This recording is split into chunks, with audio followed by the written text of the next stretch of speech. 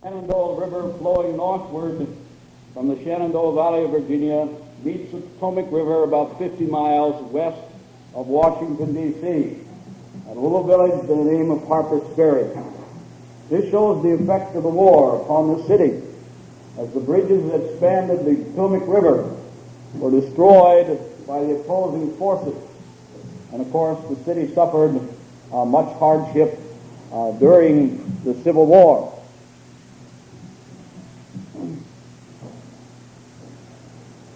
This slide, of course, shows President Lincoln at the Antietam battlefield. These are reproductions of actual photographs that were taken during the period of the Civil War. And he was meeting here with his staff at one of the bloodiest battles that took place during the period of the Civil War, which we pointed out that 23,000 Americans either died or were wounded in one day at the Battle of Antietam at Sharpsburg, Maryland. In comparison, we said that during the Second World War in the Normandy invasion, what we normally refer to as D-Day, there were only 6,000 American troops that were killed or wounded. We can see the effect that this war in particular had upon Americans, as a relative was pitted against relative, and oftentimes Christian against Christian, brethren in Christ on opposite sides of this conflict because of the political involvement in which they found themselves.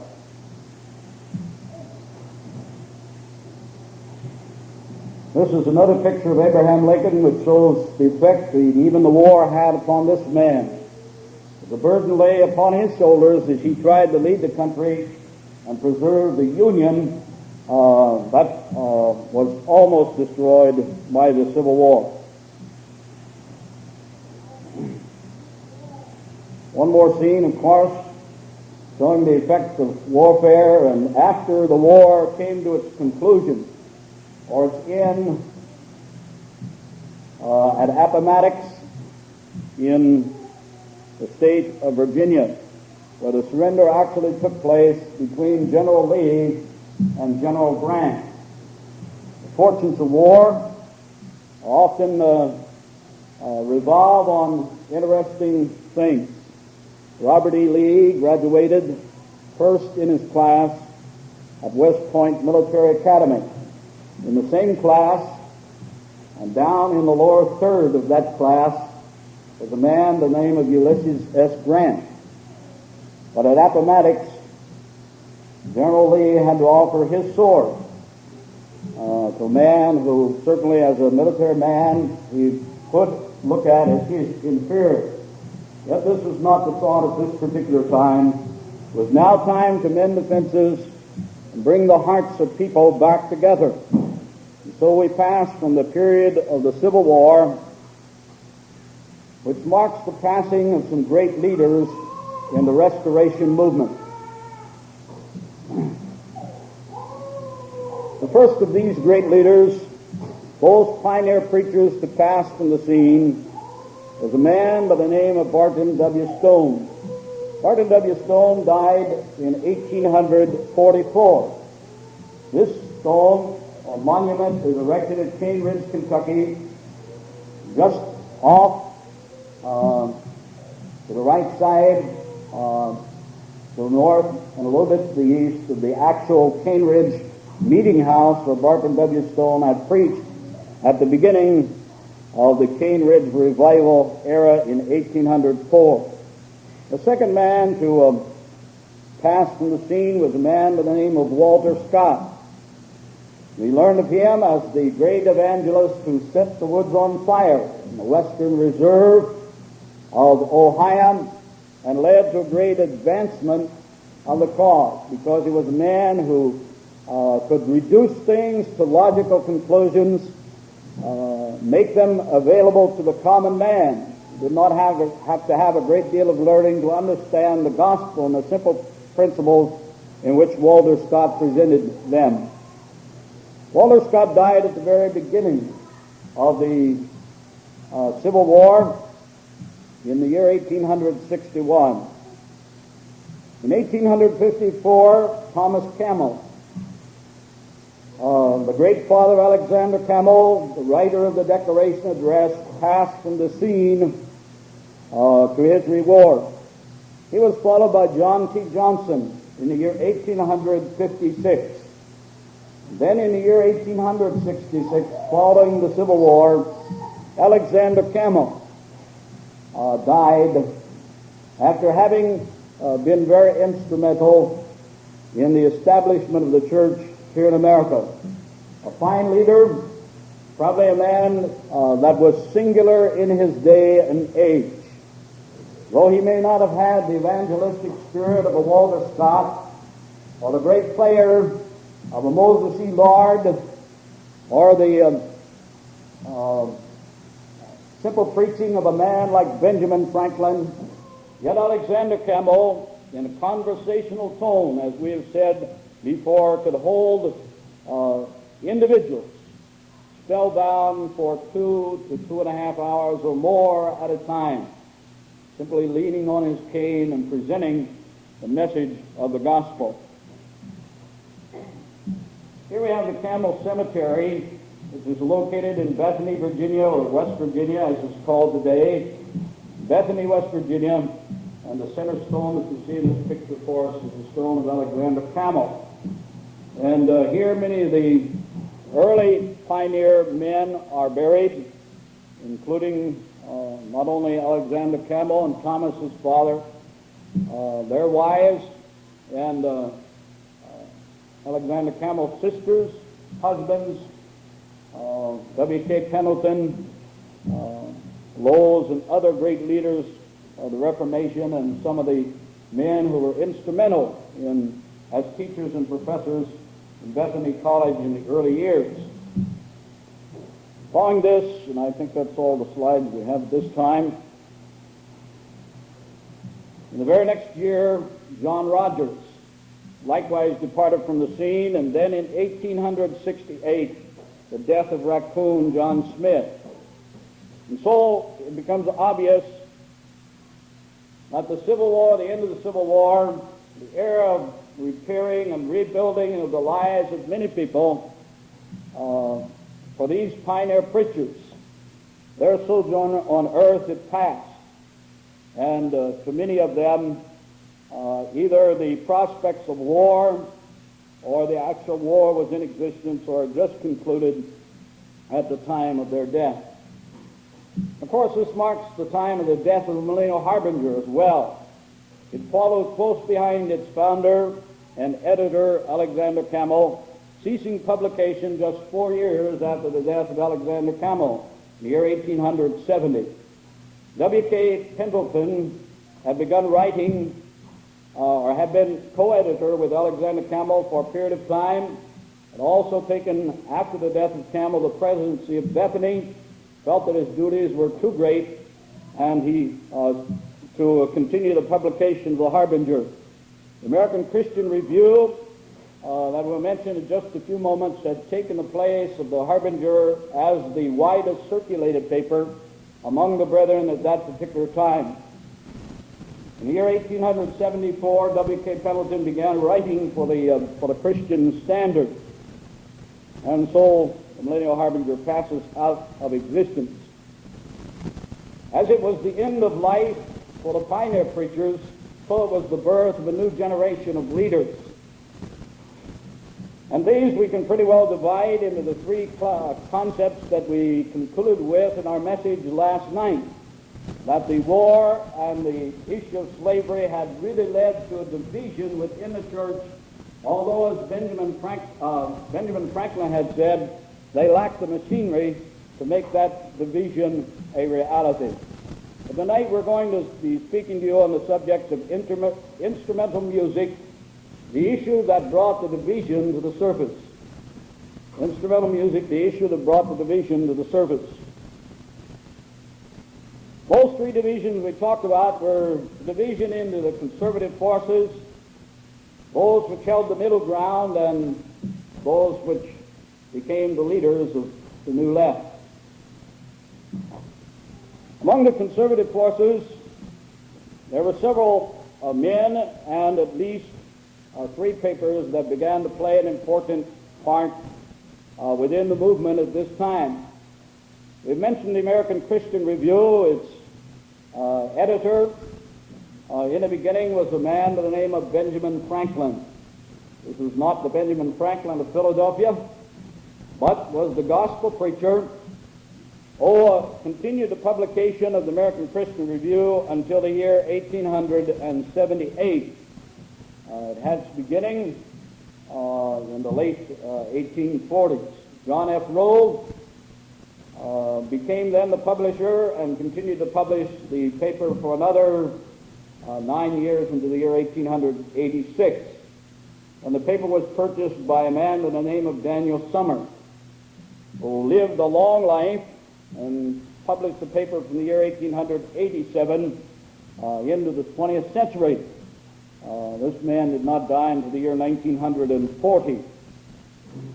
A great warrior in his time, an interesting and colorful man, a man which few people could not form an opinion about almost immediately. He was often said that either you liked him or you disliked him intensely. There was no in-between with this man. And yet he never would admit that he ever had an enemy. He always called his enemies his unfriendly friends. I don't have any enemies, just unfriendly friends. He was a caustic editor and was not afraid to speak out on almost any issue that he had to face. The Gospel Advocate, which had begun publication in the year 1855, owned by Tobert Fanning in Nashville, Tennessee, ceased publication at the beginning of the Civil War.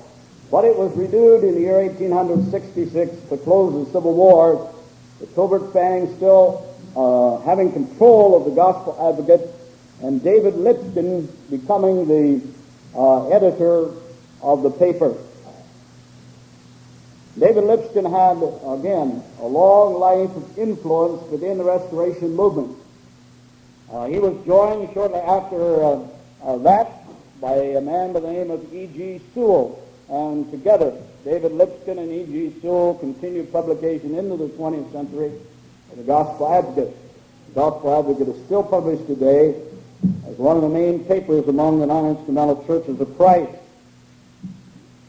And then the firm foundation came into being in the year 1884 down in Texas under a man by the name of Austin McGarry, who had, among other things, been a Texas Marshal in his lifetime, and again, a very colorful man. The firm foundation, of course, is still published today. For those who occupied what we term the middle ground, the Apostolic Times was a paper that pretty much represented these men's efforts, and this pretty well followed the concept of what we said, north, south, and the border states. For around Lexington, Kentucky, centered such men as Moses E. Lard, J.W. McGarvey, Robert Graham, Winthrop H. Hobson, and Lansford B. Wilkes. These men together made up the editorial corps of the Apostolic Times, which began publication in the year 1869. Probably no greater editorial corps was ever brought together on a single paper than these men. All of them were men that were well educated, had been very influential, even in their younger years within the Restoration movement, and had the highest of credentials. It was hoped that they could stem the tide of differences that they could see within the movement itself and bring men back to a position of harmony upon the Word of God. It was to this intent that the Apostolic Times was launched. The Gospel Advocate, representing that conservative element of the South who had rejected the Missionary Society, and, of course, the Christian Standard being given birth in the year 1866 as well, the paper that represented the northern influence and the favoritism towards the society, and represented some liberal thinking, likewise among the Christians at that particular time. The apostolic times then hoped to meet the movement within the middle, and actually they probably represented the voice of the majority of the brethren at that particular time. In the year 1879, 10 years later, the Old Paths Guide began to be published also in the area of Kentucky. This paper was founded by F.G. Allen, and in association with him was a man by the name of I.B. Drum. This man I particularly have an interest in as far as some of his work is concerned. I think he's done some of the best outlining of New Testament books that I've ever seen, especially on the book of Romans. I appreciate this man's ability. Samuel Kelly, and later they were joined by Lard and McGarvey after the apostolic times folded and ceased to exist. Actually, it was bought out by F.G. Allen, and it became known as the Times and Guide for a period of time. And then, of course, probably occupying a ground to the left of these men was the Christian Standard under the editorship of Isaac Barrett, who had, from the year 1861, been associated with Alexander Campbell and Pendleton as an associate editor of the Millennial Harbinger, and after the war, with influential men backing him, especially the Phillips brothers of Pittsburgh, Pennsylvania, and Phillips Petroleum fame. With their financial resources, the Christian Standard was launched in the year 1866. We have seen yesterday that the Standard was launched because they felt that the American Christian Review needed competition. They wanted to supply that competition because they represented men who had a different concept, a different idea from that which was presented by the editor and writers of the American Christian Review. Isaac Barrett, in some ways, turned out to be more moderate than was anticipated by his backers, and hence they became disappointed in his efforts, and in later years placed their influence behind the Christian and evangelists. And this paper represents pretty much the liberal left in the latter half of this particular century, that is the 19th century. The Christian Evangelist began publication in the year 1882. It was formed by a merger between James H. Garrison's paper, Christian, and the paper known as The Evangelist, which was published by B.W. Johnson, and I believe in Oskaloosa, Iowa, if I'm not mistaken. He died in the year 1894, and before his death, he combined with Garrison and co-edited the paper. B.W. Johnson himself was a man who was very orthodox in his convictions, his desire to follow the Word of God. Garrison, on the other hand, though faithful in his belief in the Bible as divine truth, often favored and supported the liberal element that began to rise within the church during the latter half of this century. The Christian Oracle, likewise, was a publication of this liberal left. It began publication in the year 1895 from Chicago, Illinois, and represented the era of modern scholarship, modern historical criticism of the Bible. And this paper had an increasing voice, of course, among those who were associated with the Christian and evangelists in later years. There were other leaders who arose at this time whose convictions had not been the convictions of the early reformers.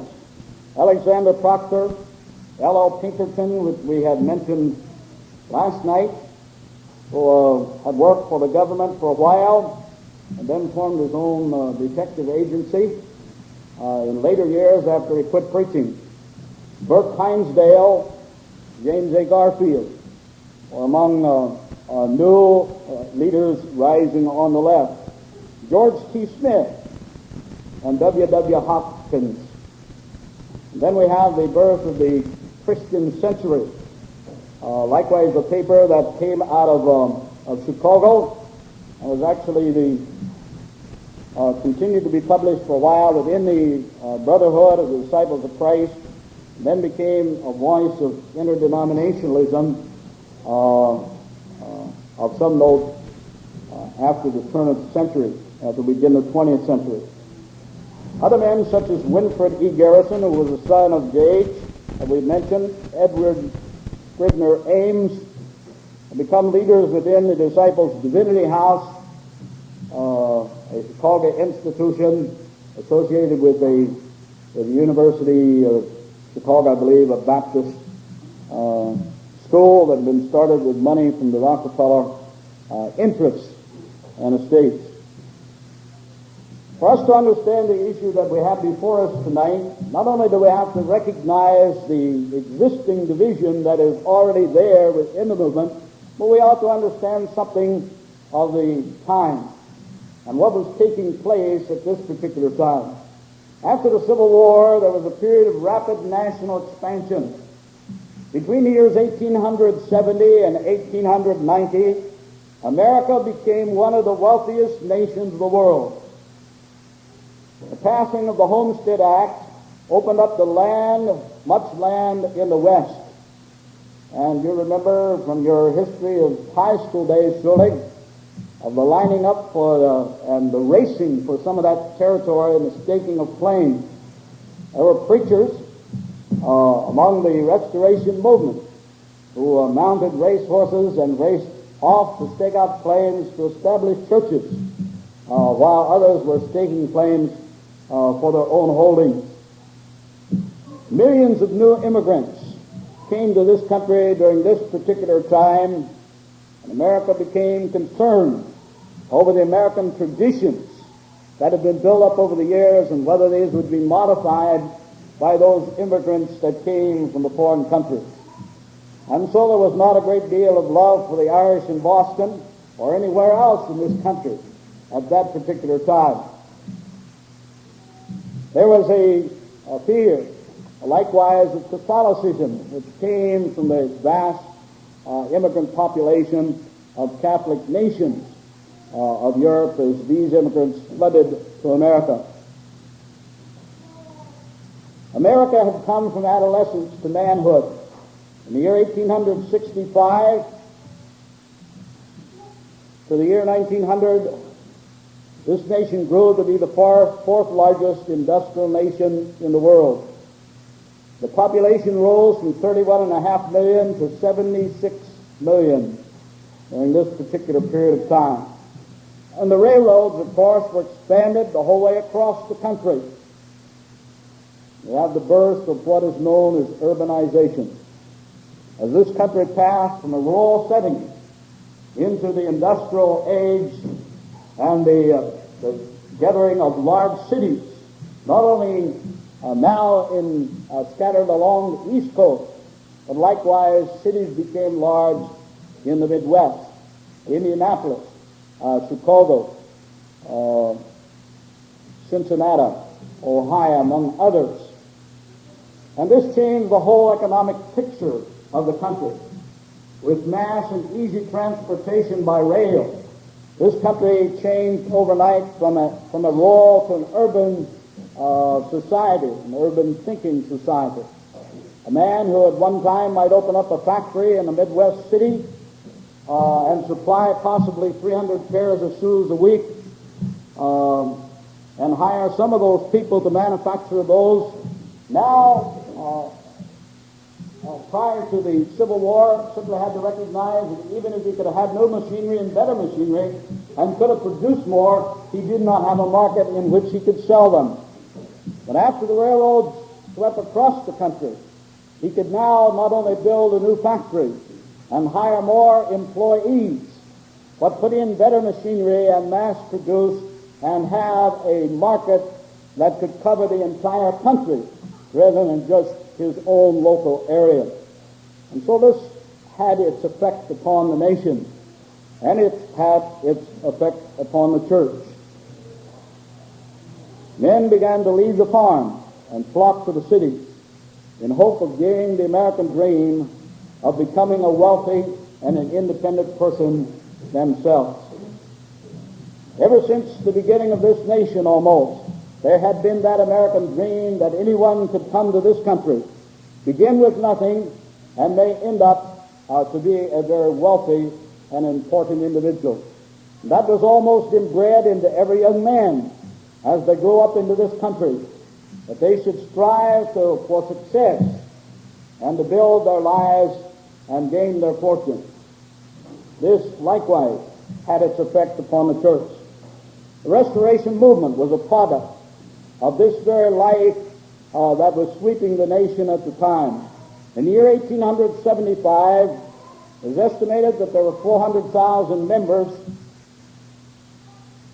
within the Churches of Christ.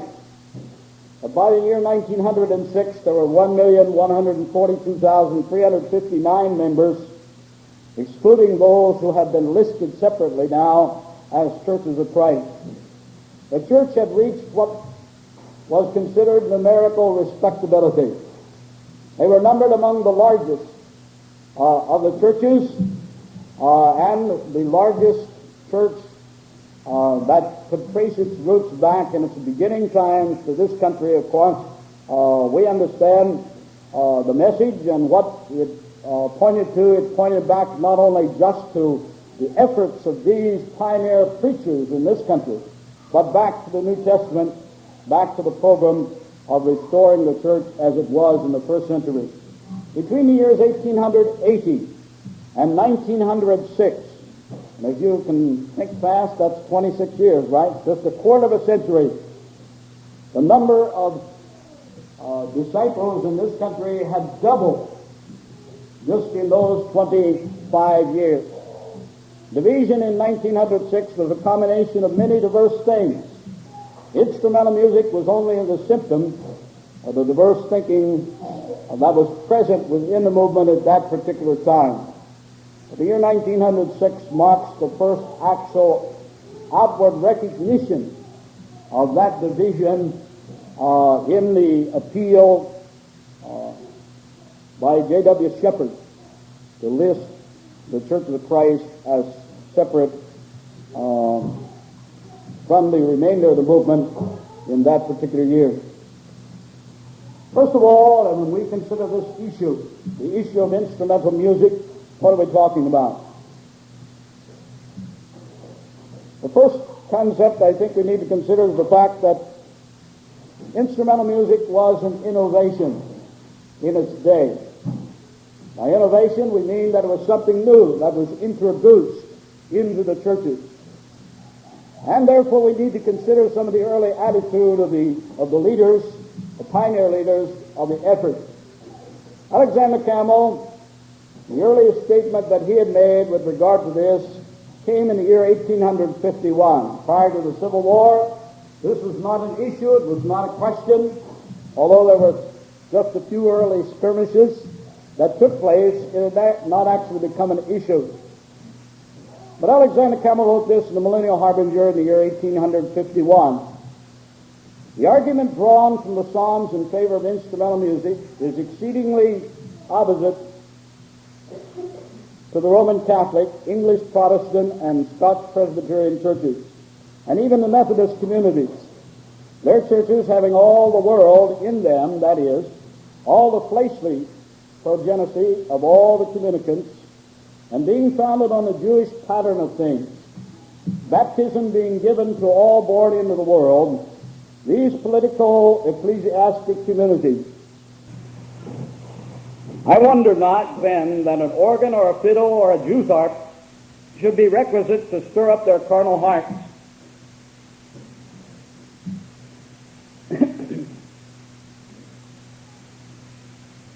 And and bring into ecstasy their animal souls. Else hosannas languish on their tongues, and their devotion die. And that all persons who have no spiritual discernment, sympathy of renewed hearts, should call for such aid is but natural. Pure water from the flint rock has no attraction for the mere topper or wine bibbler. A little alcohol or genuine cognac brandy or good old Madeira is essential to the beverage to make it truly refreshing. So to those who have no real devotion or spirituality in them, and whose animal nature flags under the oppositions of church service, or oppressions rather, of church service, I think with Mr. G, that instrumental music would be not only a desiderum, but an essential prerequisite to fire up their souls and even their animal devotion. But I presume to all spiritually minded Christians, such aids would be a cowbell in a concert. Well, that's quite a statement, isn't it? There's a man who's not afraid to say what he thinks. And this was his thinking at this particular time. But I think that needs a little analysis on our particular part to understand why Alexander Campbell, if possible, we can understand why he thought this way. This was in reply to inquiries by men disturbed over a general worldly trend that was affecting the church at that particular time.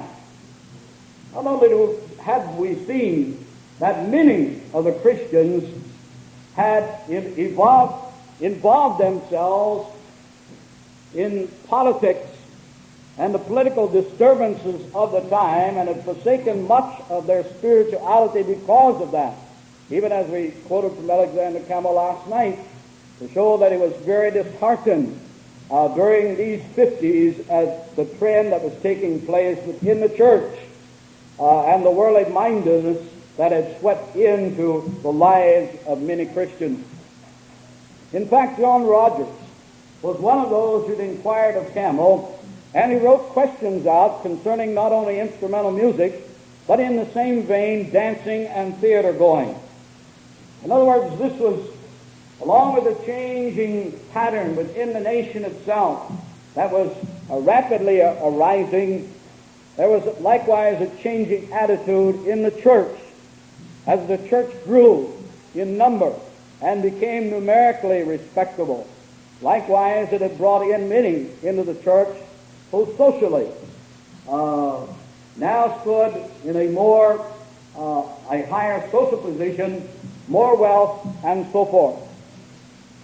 And therefore, these things began to have their appeal. They had been spiritually minded in the past, and had brought forth in this nation a great effort in the restoration of New Testament Christianity. And they had done this at the beginning of the century, in the year 1804 and 1809 onward, without any aids of instrumental music. When we saw the slide of the Brush Run Church, we saw a log building without sheet logs in the beginning that had a dirt floor. And Christians, not only Christians from the Restoration Movement, but Presbyterians met in that type of a building in 1804. And yet we can see that the building did not remain that way. In time, not only were the logs chinked, but a floor was placed in, and the balcony was removed in order to remodel that log church building. The need for instrumental music or instrumentation in the worship at that particular time represented, first of all, a worldly, unspiritual, and wealthy class consciousness among the people of the day. And these were the ones who were really desirous of seeing instrumental music brought into the churches. Therefore, the opposition of Alexander Campbell was not so much for the concept of instrumental music, but for what he considered was the reason why people would even be desirous of using an instrument to aid in the singing of the early Christians. I have in my library a collection of a number of old hymn books that were published in the very early 1800s, and none of these hymn books have any music written in them. They're simply poems with a signature at the top. It may say CM or DM or some other type of a signature. I took the time to go through that and try to figure out from songs I recognized, old songs, the tunes. And I found out that if I could find a song that had the tune of CM that I knew, and I found that tune, then I could sing any song in the book that had that particular notation at the beginning of it. And that was the type of song books that they used. There was no instrumentation because there was no written music in those early years. And as this developed, of course, it represented to many truly an innovation. And to many, it was an innovation that was absolutely not needed. They'd gotten along just fine before this time. Why have it? This position dominated the thinking throughout the latter half of the century. That is, the class consciousness of many of the disciples. Therefore, the issue. Between the years 1850 and 1860, there was really no issue in the church, though there may have been a few attempts to bring in the instrument in a few of the churches. In fact, we read in Eyelet Rain's diary, which he was prone to keep, in April of 1851, that he has this notation: Brother Saunders wishes to introduce a melodeon into the church. However, the attempt of Brother Saunders was stopped by another brother within the congregation. No sooner had the melodeon been placed in the building than he came by night, boosted his Negro slave in the window, and had him pass the melodeon out. And that was the end of that. It just did not stick. That was in Millersburg, Kentucky. The first actual organ to be introduced in any of the churches of the Restoration movement was at Midway, Kentucky, at least as far as our records are concerned. There may have been others in isolated places that we really don't know of, but the year 1859 at Midway, Kentucky, where L. Pinkerton was the preacher at that particular time. The reason for introducing the organ at Midway, Kentucky, according to Mr. Pinkerton, was to improve the singing of the congregation. In fact, he said, the poor singing of the church he described as enough to scare the rats from worship. He just felt that this could be an improvement. Among those early men who opposed the introduction of instrumental music was Benjamin Franklin. In the year 1860, he wrote this: 1. Where a church had or has lost the Spirit of Christ. He was asked what church could use an instrument or on what basis, and this was his reply: where a church has lost the Spirit of Christ. 2. If a church has a preacher who never had or has lost the Spirit of Christ, who has become dry, prosing and lifeless speakers, so as to be entirely incapable of commanding interest of an audience. It is thought that instrumental music would draw out and interest the people. 3. If a church only intends being a fashionable society, a mere place of amusement and secular entertainment, and abandoning all idea of religion and worship, instrumental music would be a very pleasant and agreeable part of such entertainment. Here again, it represents the thinking of a man who sees an era changing and conditions changing within the church, and he feels that this is a part of those changing conditions. Isaac Aird himself, while still a co-editor of the Millennial Harbinger, agreed to investigate in some thorough way the question before him without actually offering any solutions, simply to bring out as much information as he could before the Brotherhood at the time. In a lengthy article, he set forth the history of instrumental music, and he advocated non-use on the basis of the following arguments. One, the New Testament knows of neither instrumental music or church choirs. And here again is an important connection that is involved in the controversy over the question of instrumental music. Not only was it a matter of introducing the organ to aid the singing of the worship, but it was the desire to be like the bigger churches uptown, who not only had the organ, but they likewise had introduced the choir to take over the congregational singing for the most part, or almost sometimes in its entirety, because they didn't want to scare off the rest, I suppose.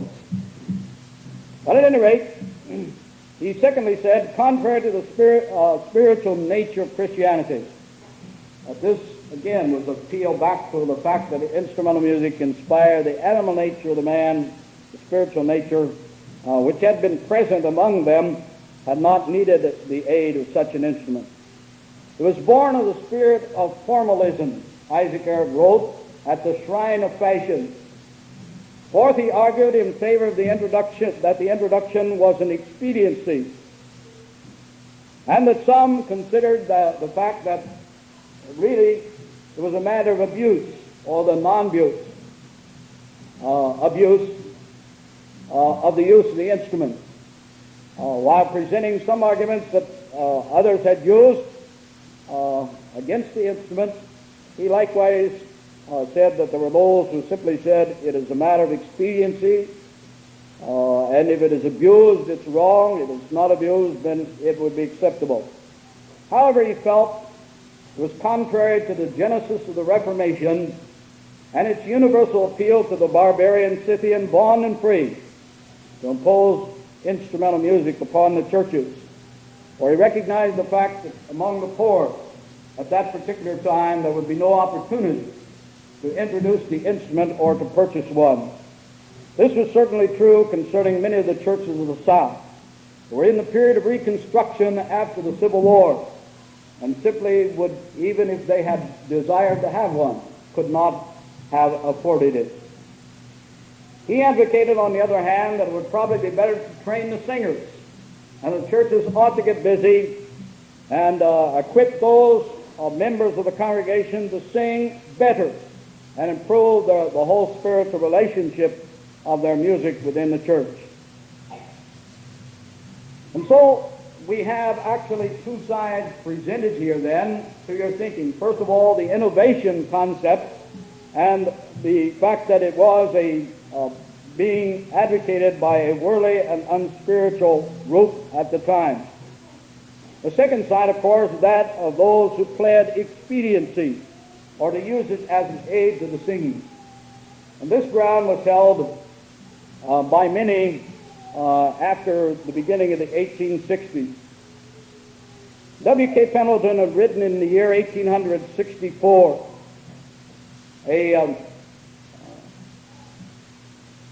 several articles in which he tried to set forth what he felt was a correct position. And I'd like to at least share with you.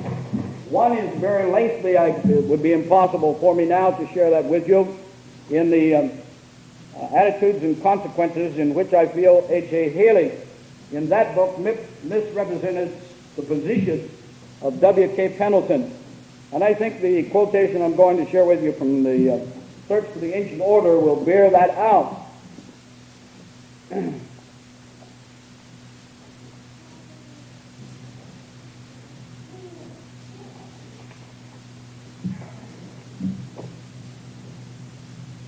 Early in the year 1864, a brother signing his name Ancient Order sent to W.K. Pendleton the following question: will you inform me whether it is according with the Scriptures to use in the churches organs or other instrumental music connected with the worship? To this question, Pendleton replied by giving a lengthy history of the use of instruments and then setting forth his own ideas. With respect to instrumental music, I presume that no one at all acquainted with ecclesiastical history will pretend to claim for its introduction in the church any pretense of primitive authority or warrant. The best authorities seem agreed that the first introduction of the organ or any other instrumental music, for the organ was the first form used, was after the time of Thomas Aquinas, For this eminent man himself declares in the year A.D. 1250, our church does not use instrumental music, says harps and psalteries in the praise of God, lest she should seem to Judaize. We know today, of course, that history dates it much further back beyond that, and even those who argue for the non-instrumental cross today date back to at least year 800. We confess to a fondness for good music of all kinds, and find it no offense to our own feelings of piety or praise to hear the grand and majestic swell of the organ rolling forth, laden with the strains of our sacred music. Yet, like Paul, with respect to meat, I would rather never hear one again than to have them interfering with the free, full, grateful, and heartfelt singing of the whole congregation. But this does not settle the question after all. For there are many things established and right in the practical affairs of the church in the 19th century that were not introduced in the days, nor by the authority of the apostles. Questions of mere expediency that involve neither moral nor spiritual principle or teaching. We have no evidence that the apostolic days the disciples owned houses, such as we would now call churches.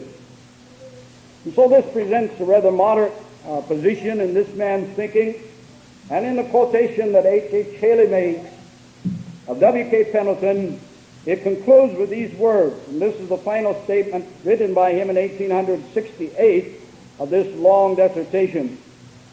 They are with the Savior and the apostles, and theirs is where we profess and desire to stand. Let us keep music in its place as the expression of the melody of the heart, the instrument and aid, not the essence and the end of our worship.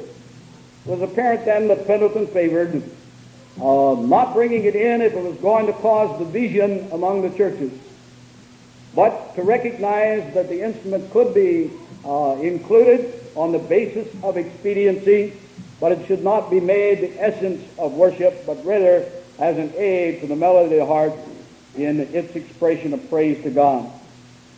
A.S. Hayden was one of the early supporters of the expediency argument, writing a number of articles in 1864 to which J.W. McGarvey replied. McGarvey was a man who throughout his life supported the Missionary Society but rejected the use of instrumental music. And in his latter days, even though writing for the Christian Standard, which was among those churches using the instruments at the time, McGarvey moved from congregation to congregation in the Lexington area as the instrument was introduced. And he died worshiping with a congregation that did not use instrumental music. Between the years 1870 and 1890, more and more instruments of music were introduced. As churches began to see the benefit of what they can of the use of the instrument and the improvement of their singing. And yet there were those, as Benjamin Franklin indicated in the year 1868, there were less than 50 churches out of 1,000 that was using it. In 1870, it was introduced into a brand new and elaborate building built by the 8th and Walnut Street congregation in Cincinnati, Ohio. This building even caused a furor in the minds of many, simply because it was an elaborate building for its day among the churches of Christ. Increasingly, there was a growing bitterness and divisive spirit among those on both sides of the question. Can two walk together except they agree? Some had asked. The Christian Standard, under the editorship of Isaac Errett, the brethren that read the Standard began to think along the line of expediency, though Isaac Errett often wrote that he felt it should not be a dividing wedge among the churches. The apostolic times opposed the use of the instrument, but said that the churches could not divide over the issue. McGarvey's position, of course, we've already expressed. The gospel advocates chose to go their own way, apart from the Missionary Society and the efforts of that society, though held by the majority of the churches to be, again, to fall into the realm of expediency. Finally, in the year 1889, in Shelby County, Illinois, a group of churches in that area came together for an annual meeting. And here we have what was known as the Sand Creek Declaration. We would like to share this with you if we have time. What do you estimate? All right. To all those it may concern, greetings. Brethren, you doubtless know that we as disciples of Christ, with scarcely an exception, many long years ago took the position that in matters of doctrine and practice, religious, where the Bible speaks, we speak, and where the Bible is silent, we are silent. Further, we held that nothing should be taught, received, or practiced religiously for which we could not produce a thus saith the Lord. And doubtless many of you also know that as long as the above principles were constantly and faithfully observed, we were a prosperous and happy people. Then we were of one heart and one soul. We lived in peace and prospered in the things pertaining to the kingdom of God and the name of our Lord Jesus Christ. Then what was written as doctrine and for practice was taught and observed by the disciples of Christ. And it may not be amiss in this connection to say that many, yes, very many, in the sectarian churches saw the beauty, consistency, and the wonderful strength and harmony in the plea as set forth by the disciples for the restoration of primitive and apostolic Christianity in spirit and in practice, and so came and united with us in the same great and godly work. Without reading the entire discourse or declaration as it was set forth, it became obvious to these men that they could no longer continue to worship in churches that were bound to introduce what they considered unjustifiable and unscriptural innovation. And so they pled for the churches simply to take their stand on what they believed was the correct position on the issue and let the others go their particular way. Not only was the instrument involved, it was a question of the missionary society as well, because it pretty well divided along those lines. The Sand Creek Address and Declaration, however, was simply the declaration of those particular churches that made up this group in Shelby County, Illinois. It could not speak for anyone else. It was only signed by representatives of those congregations.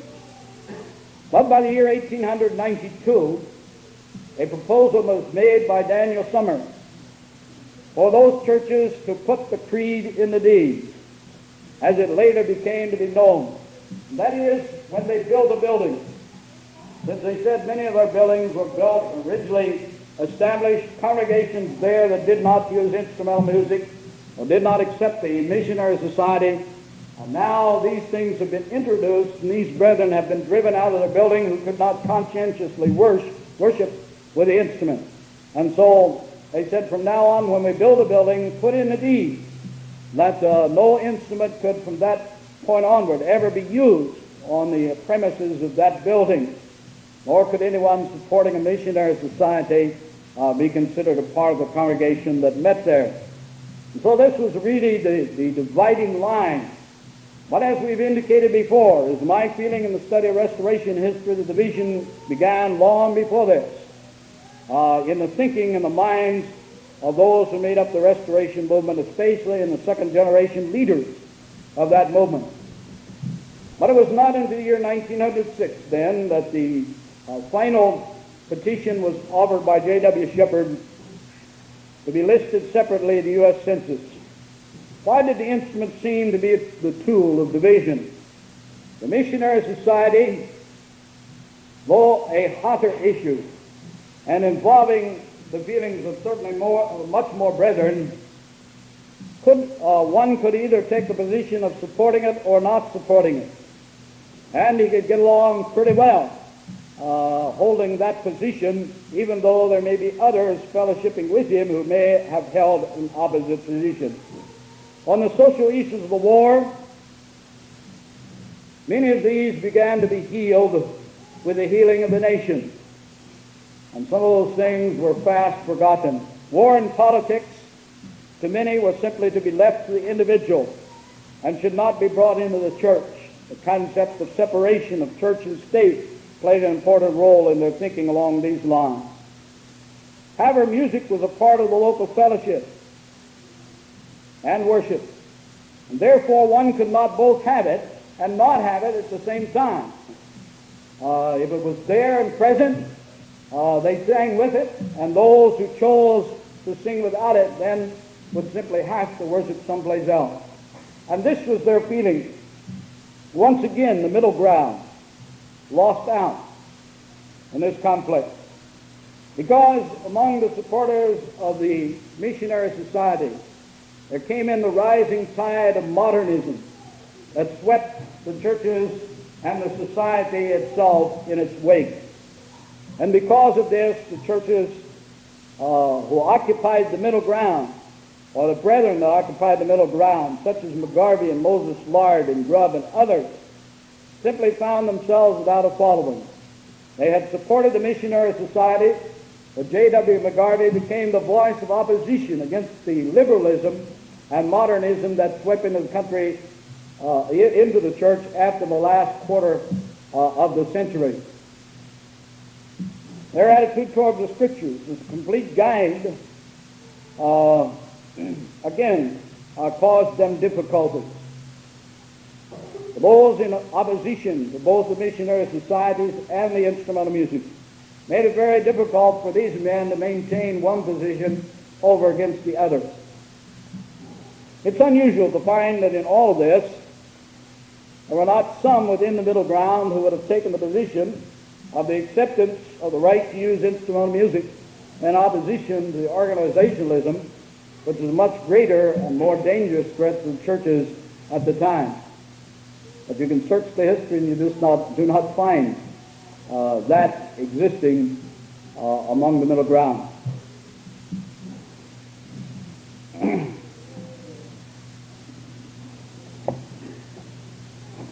I don't know whether we have enough time here for, I don't think we do, for an additional quote. We have 3 minutes. You're telling me